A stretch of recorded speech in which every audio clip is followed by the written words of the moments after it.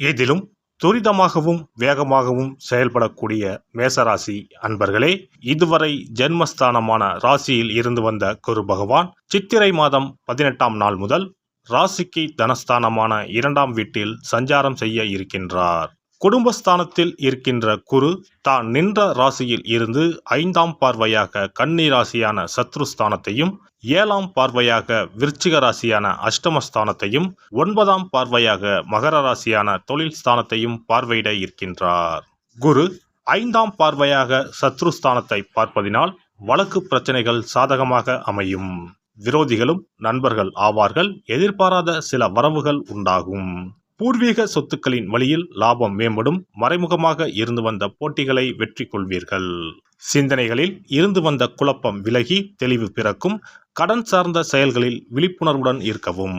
எதிராக செயல்பட்டவர்கள் விலகிச் செல்வார்கள்.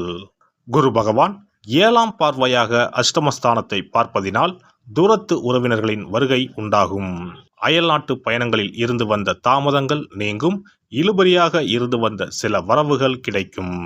எதிர்பாராத சில பயணங்களால் புதுவிதமான அனுபவம் உண்டாகும். அடமான பொருட்களை மீட்பதற்கான சூழல்கள் கைகூடி வரும். குரு பகவான் 9ஆம் பார்வையாக தொழில் ஸ்தானத்தை பார்ப்பதினால் நிர்வாகத்திறன் மேம்படும். சேவை தொடர்பான செயல்களில் ஆர்வம் உண்டாகும். புதிய நிறுவனம் தொடங்குவது தொடர்பான எண்ணங்கள் கைகூடும். எதிர்பார்த்த சில உதவிகளால் மேன்மை ஏற்படும். அதிகார பதவியில் இருப்பவர்களின் நட்புகள் கிடைக்கும். கௌரவ பொறுப்புகள் சாதகமாக அமையும். ஆன்மீக காரியங்களில் ஈடுபாடு ஏற்படும். குரு நின்ற பலன். குரு குடும்பஸ்தானத்தில் நிற்பதால் குடும்பத்தில் அமைதி உண்டாகும். தடைப்பட்ட சுபகாரியங்கள் கைகூடி வரும். குழந்தைகளின் எண்ணங்களை அறிந்து நிறைவேற்றி வைப்பீர்கள். நண்பர்களிடையே புரிதல் உண்டாகும். பிரபலமானவர்களின் நட்பு கிடைக்கும். பயணங்களின் மூலம் புதிய அனுபவம் ஏற்படும். மனதளவில் இருந்து வந்த கவலைகள் குறையும். முகத்தில் புத்துணர்ச்சி உண்டாகும்.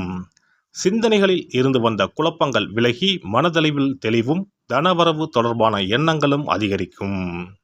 குரு பகவானின் நட்சத்திர சஞ்சார பலன்கள். குரு பகவான் 1/5/2024 முதல் 11/6/2024 வரை கிருத்திகை நட்சத்திரத்தில் சஞ்சரிக்கின்றார். இதனால் தனவரவு மேம்படுத்துவது தொடர்பான சிந்தனைகள் அதிகரிக்கும். குடும்ப உறுப்பினர்களின் எண்ணங்களை புரிந்து கொள்வீர்கள். மனதில் புதுவிதமான இலக்குகள் பிறக்கும். கலைத்துறைகளில் மேன்மை உண்டாகும். பூர்வீக சொத்துக்களின் மூலம் ஆதாயம் ஏற்படும். பொழுதுபோக்கு தொடர்பான விஷயங்களில் ஈர்ப்பு அதிகரிக்கும். குரு பகவான் ரோகிணி நட்சத்திரத்தில் சஞ்சரிப்பதால் பொருளாதார சிக்கல்கள் படிப்படியாக குறையும். கணவன் மனைவிக்கு இடையே நெருக்கம் அதிகரிக்கும். கொடுத்த வாக்குறுதிகளை நிறைவேற்றுவதற்கான வாய்ப்புகள் ஏற்படும். பயணங்களின் மூலம் எதிர்பார்ப்புகள் நிறைவேறும்.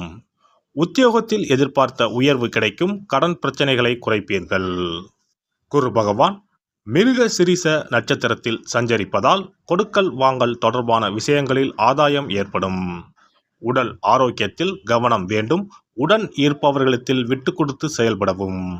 வியாபாரத்தில் எதிர்பார்த்த லாபம் கிடைக்கும். அரசியல்வாதிகளுக்கு மாற்றமான சூழல் ஏற்படும். மனதளவில் திருப்தி இல்லாத சூழல் உண்டாகும். மனதில் புதுவிதமான தேடல்கள் பிறக்கும். குரு பகவான் 15/10/2024 முதல் 11/2/2025 வரை வக்கர நிலையில் சஞ்சாரம் செய்கின்றார். இதனால் தனம் சார்ந்த விஷயங்களில் கவனத்தோடு செயல்படுவது நல்லது. வாக்குறுதிகள் அளிப்பதை குறைத்து கொள்ளவும். உறவினர்களிடையே சிறு சிறு கருத்து வேறுபாடுகள் தோன்றி மறையும். வாகன பழுதுகளை சரி செய்து கொள்வது தேவையற்ற விரயங்களை தவிர்க்கும். தாயின் ஆரோக்கிய விஷயத்தில் கவனம் வேண்டும். உத்தியோக பணிகளில் பொறுப்புகள் அதிகரிக்கும். குரு பெயர்ச்சியால் உண்டாகும் பொதுவான பலன்கள். பெண்களுக்கு தடைப்பட்ட சுபகாரிய முயற்சிகள் கைகூடி வரும். திருமணமான தம்பதிகளுக்கு மகிழ்ச்சியான செய்திகள் கிடைக்கும். சிந்தனையின் போக்கில் கவனம் வேண்டும். பொழுதுபோக்கு தொடர்பான விஷயங்களில் ஆர்வம் ஏற்படும். தாயாருடன் அனுசரித்து நடந்து கொள்ளவும். புண்ணிய ஸ்தலங்களுக்கு செல்வதற்கான வாய்ப்புகள் சாதகமாக அமையும். பூர்வீக சொத்துக்களில் இருந்து வந்த இடர்பாடுகள் விலகும். விலை உயர்ந்த பொருட்கள் மீது ஆர்வம் ஏற்படும். இந்த குரு பெயர்ச்சி மாணவர்களை பொறுத்தவரை போட்டித் தேர்வுகளில் எதிர்பார்த்த முடிவுகள் கிடைக்கும். பாடங்களில் இருந்து வந்த குழப்பங்கள் குறையும், உடல் தோற்றத்தில் மாற்றம் ஏற்படும், தூக்கமின்மை பிரச்சனைகள் விலகும், புதுவிதமான துறை சார்ந்த தேடல்கள் அதிகரிக்கும், தடைப்பட்ட கல்வி பணிகளை மேற்கொள்வதற்கான சூழல்கள் ஏற்படும். பணிபுரிவோருக்கு உத்தியோகத்தில் இருந்து வந்த நெருக்கடியான சூழல்கள் மறையும், எதிர்பார்த்திருந்த பதவி உயர்வுகள் சாதகமாகும், முயற்சிக்கு ஏற்ப வாய்ப்புகள் கிடைக்கும், எடுத்த பணிகளில் இருந்து வந்த அலட்சிய போக்கு மறையும், சக ஊழியர்களிடத்தில் உங்கள் மீதான மதிப்புகள் மாறுபடும், பணி நிமித்தமான சில பயணங்கள் கைகூடும்.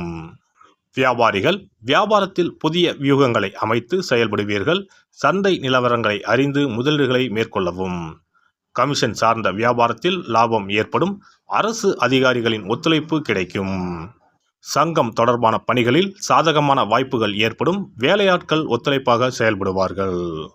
கலைஞர்களுக்கு கலைத்துறையில் முயற்சிக்கு உண்டான பலன்கள் கிடைக்கும், புதுவிதமான அனுபவங்களால் மாற்றம் ஏற்படும், விமர்சன பேச்சுக்கள் படிப்படியாக குறையும், தடைப்பட்ட தனவரவுகள் கிடைப்பதற்கான வாய்ப்புகள் அமையும், இசைத்துறைகளில் தனிப்பட்ட நாட்டம் பிறக்கும், செயல்பாடுகளில் இருந்து வந்த சோர்வுகள் குறையும், அரசியல்வாதிகள் மேடை பேச்சுக்களில் சூழ்நிலை அறிந்து செயல்படவும், தலைமை அதிகாரிகளுடன் நெருக்கமாவதற்கான வாய்ப்புகள் ஏற்படும், புதிய பொறுப்புகளின் மூலம் மதிப்புகள் உயரும், விமர்சன பேச்சுக்களின் தன்மை அறிந்து செயல்படுவது நல்லது.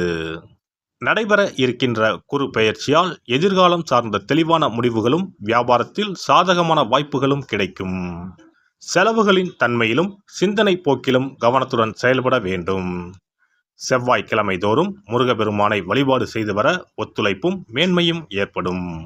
மேசராசி அன்பர்களே, இந்த குரு பெயர்ச்சியை பொறுத்தவரை மற்றவர்கள் விவகாரத்தில் தலையிடாமல் கவனத்தோடு செயல்பட்டு நினைத்ததை நிறைவேற்றிக் கொள்ளுங்கள். குரு பெயர்ச்சிக்கான சிறப்பு பரிகாரம். வியாழக்கிழமை விரதம் இருக்கும் முறை. வியாழக்கிழமை அன்று அதிகாலையில் எழுந்து குளித்து மஞ்சள் நிற ஆடை அணிந்து விரதம் இருக்க வேண்டும்.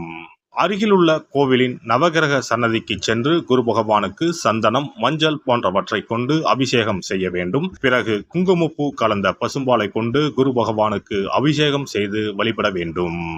மஞ்சள் நிற பூக்கள் சாற்றி மஞ்சள் நிற இனிப்புகளை நைவேத்தியம் செய்து வழிபட வேண்டும்.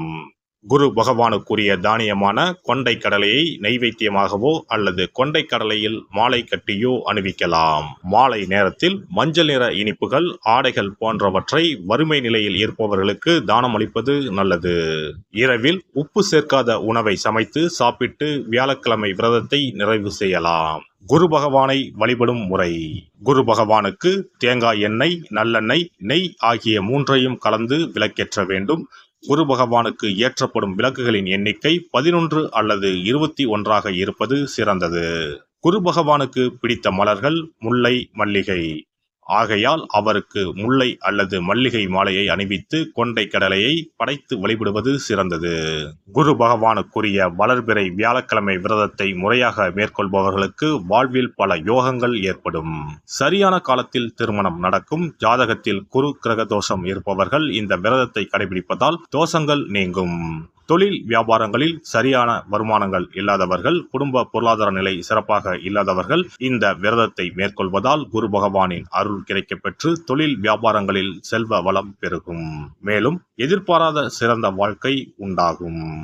எல்லாம் வல்ல இறையருளால் நீங்களும் உங்கள் அன்பு குடும்பமும் உடல் நலம், நீலாயுள், நிறை செல்வம், உயர் புகழ், மெய்ஞானம் ஓங்கி வாழ்க வளமுடன். இந்த வீடியோ பதிவு உங்களுக்கு பிடித்திருந்தால் லைக் பண்ணுங்க, கமெண்ட் பண்ணுங்க, ஷேர் பண்ணுங்க, மறக்காம சப்ஸ்கிரைப் பண்ணுங்க, பக்கத்துல இருக்கிற பெல் பட்டனை கிளிக் பண்ணுங்க. நன்றி, வணக்கம். ஓம் நமச்சிவாய. சிவாய நம.